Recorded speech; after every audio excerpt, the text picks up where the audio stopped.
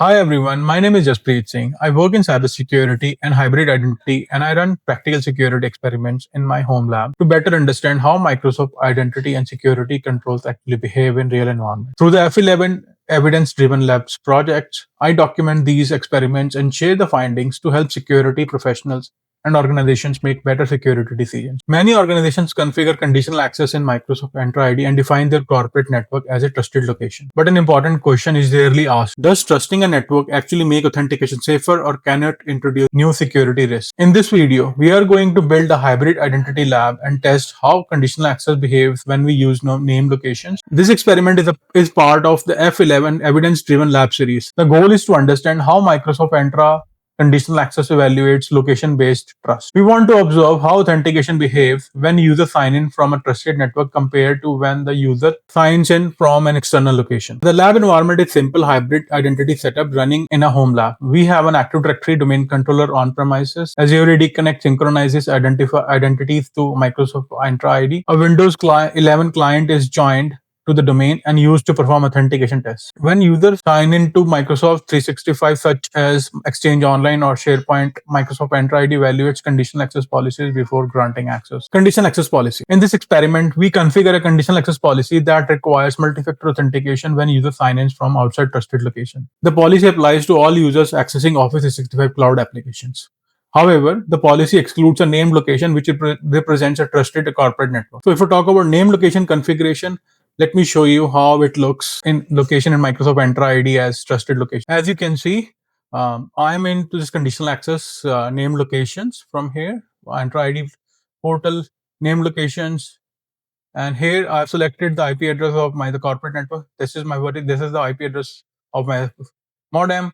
That IP address I've used as a corporate network, which is marked as trusted location, which means any request comes from this IP address will be marked as trusted, and therefore the users will not be prompted for MFA. Now I will try to validate with two scenarios where I'll try to log in from the trusted network, and the expected result should be I should not be prompted for an MFA. So let's do that. Let's validate the IP address first. As you can see, this is the same IP address which is marked as trusted in the Entra ID. Therefore, when I try to log in from this IP address, I should not be prompted for an MFA. So let's try to log in with the Bob Steve user. Let's try to log in.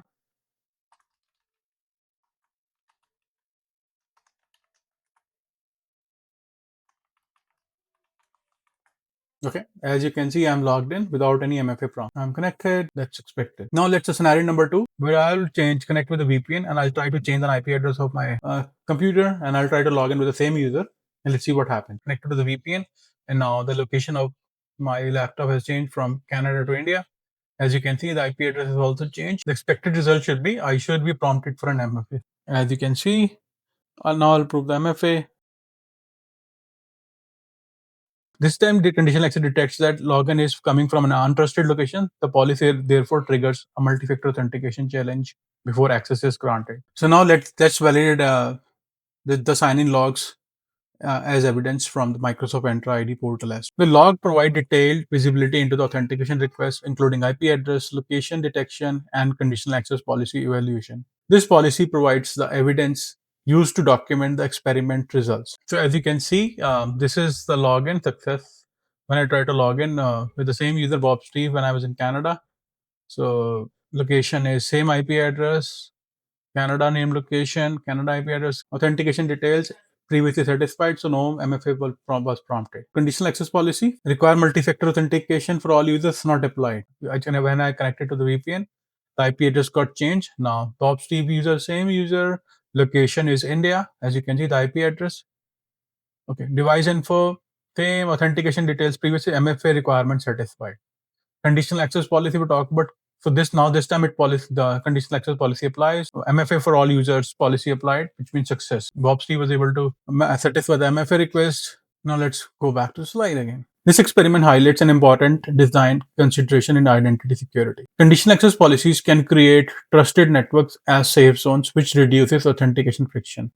However, relying solely on network trust can introduce risk.